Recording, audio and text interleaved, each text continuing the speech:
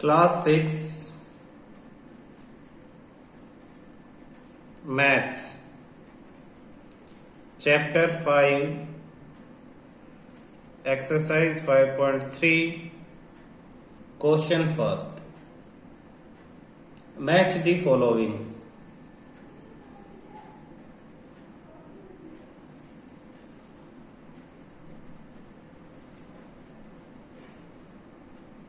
First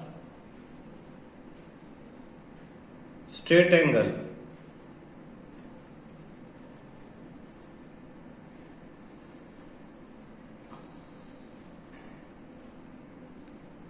second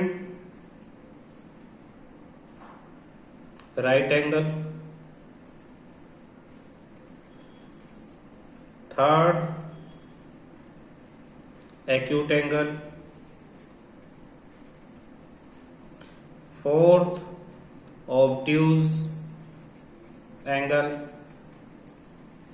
और fifth आपके पास है reflex angle.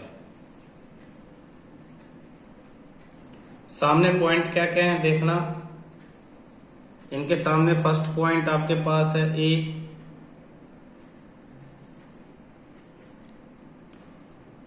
Less than 1/4 of a revolution. A में लिखा है less than 1/4 of a revolution. B में लिखा है more than half a revolution, more than half a revolution. C में लिखा है half of a revolution, half of a revolution.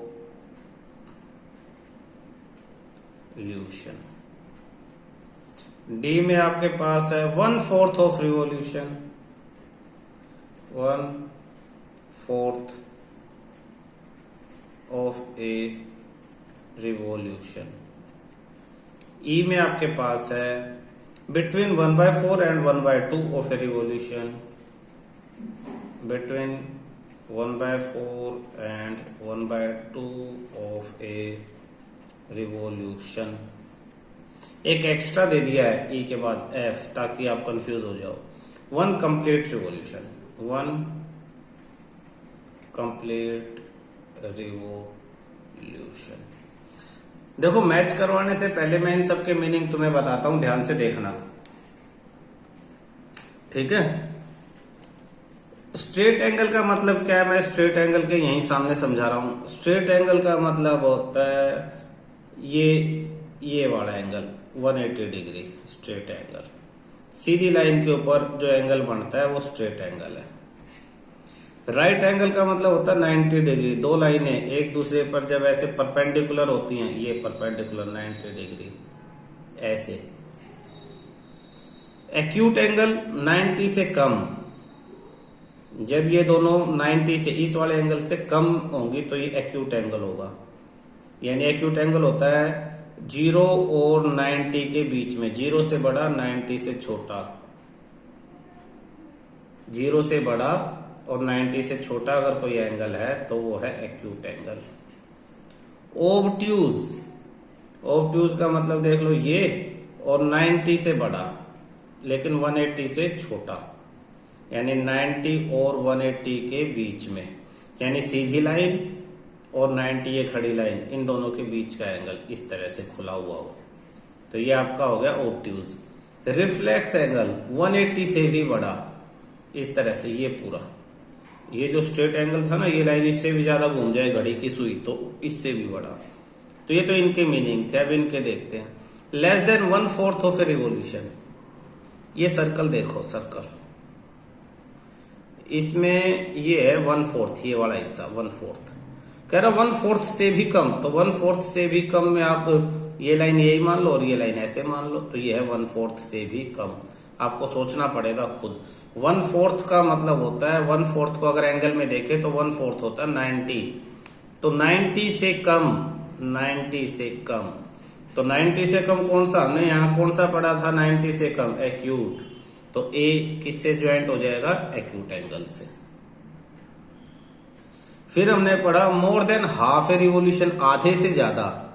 तो आधे से ज्यादा का क्या मतलब है, ये देखो यहीं पे समझा रहा हूं मैं। ये अगर पूरा रिवोल्यूशन मतलब पूरा चक्कर, पूरे चक्कर में ये आधा, आधा, आधे से ज्यादा।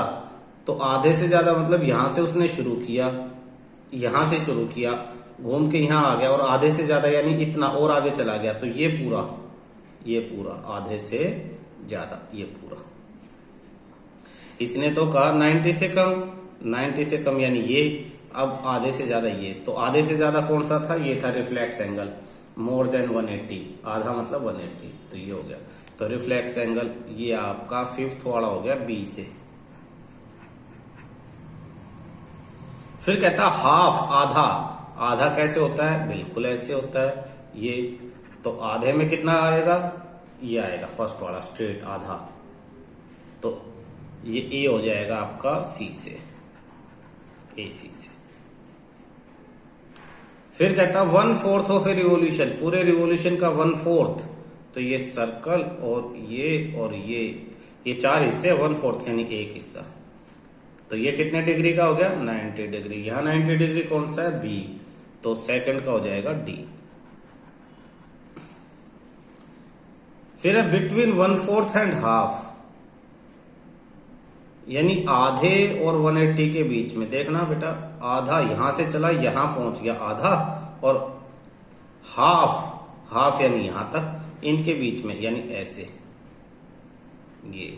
तो यानी 90, 1/4 मतलब 90 और आधा मतलब 180। तो इन दोनों के बीच में, तो 90 और 180 के बीच में ऑब्ट्यूज। तो ऑब्ट्यूज वाला आ जाएगा आपके पास ये ई पे। तो अगर सामने लिखे हम फर्स्ट, सेकंड, थर्ड, फोर्थ और फिफ्थ, तो फर्स्ट किससे, सी से, सेकंड किससे, डी से, थर्ड ए से, फोर्थ ई से और फिफ्थ बी से, ये हो जाएगा। एक लाइन यहाँ है, वन कंप्लीट रिवोल्यूशन, कंप्लीट यानी आपने जहां से शुरू किया वहीं आगे। तो इसे अगर एंगल में कहेंगे तो इसे कहते हैं 360 डिग्री, वन कंप्लीट रिवोल्यूशन। फिर नाम देख लो, स्ट्रेट एंगल मतलब 180, राइट एंगल मतलब 90, एक्यूट मतलब 0 और 90 के बीच में, ऑब्ट्यूज 90 और 180 डिग्री के बीच में, और रिफ्लेक्स एंगल मतलब कि 80 से बड़ा और 360 से छोटा, 80 और 360 के बीच में रिफ्लेक्स एंगल, ये इनके मीनिंग है। लेस देन 1/4 यानी 90 से 90 से भी कम, तो एक्यूट। मोर देन हाफ, आधे से ज्यादा, आधे से ज्यादा यानी 180 से ज्यादा, रिफ्लेक्स। हाफ यानी स्ट्रेट, 1/4 यानी 90, 1/4 और हाफ के बीच यानी 90 और 180 के बीच, ऑब्ट्यूज। वन कंप्लीट मतलब 360। इन्हें बार बार वीडियो देख के अच्छी तरह से समझ के याद करना है। सिर्फ ये जो आंसर हैं ये रटने से कुछ नहीं होगा, इनके मीनिंग समझ में आने चाहिए। सेकंड क्वेश्चन करते हैं। Question second, classify each of the following angles.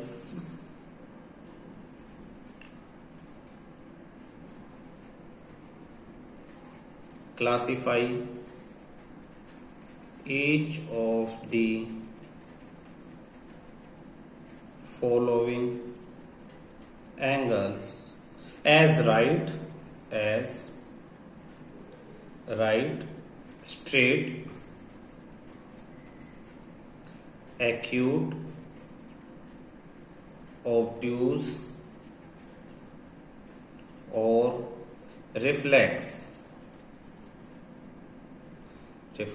Angle. पहला एंगल ये ऐसे बना रखा है,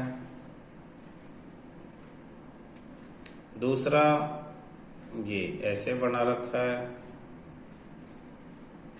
थर्ड ये वाला, और फोर्थ आपका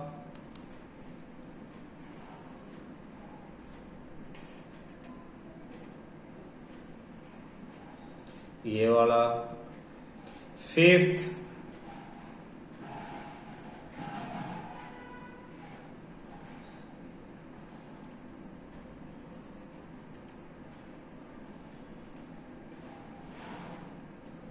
ये, और एफ आपके पास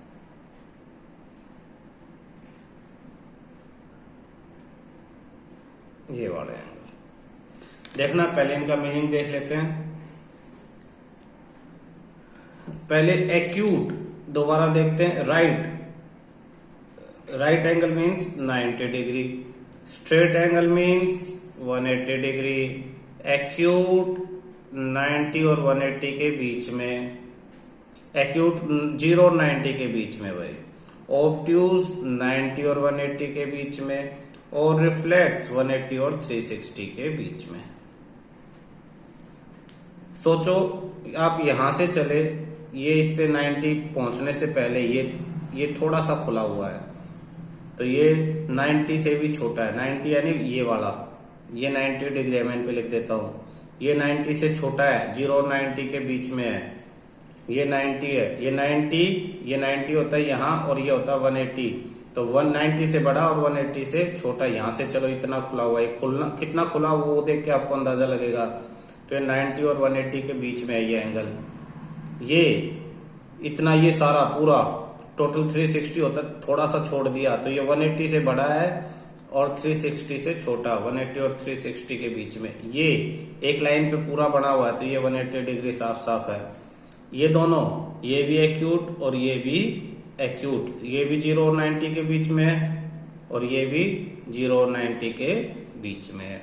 फिर कह रहा है इन पे नाम लिखो, तो 0 और 90 के बीच वाले को क्या कहेंगे? एक्यूट। तो हम इसको लिख देते हैं अब एक्यूट। 90 और 180, 90 और 180 ऑब्ट्यूज, 90 राइट एंगल, 180 और 360 के बीच रिफ्लेक्स, 180 वाला स्ट्रेट एंगल, ये दोनों एंगल एक्यूट, ये भी एक्यूट और इधर वाला ये भी एक्यूट। तो ये आपका सेकंड क्वेश्चन खत्म हो जाता है यहाँ पे। Question third,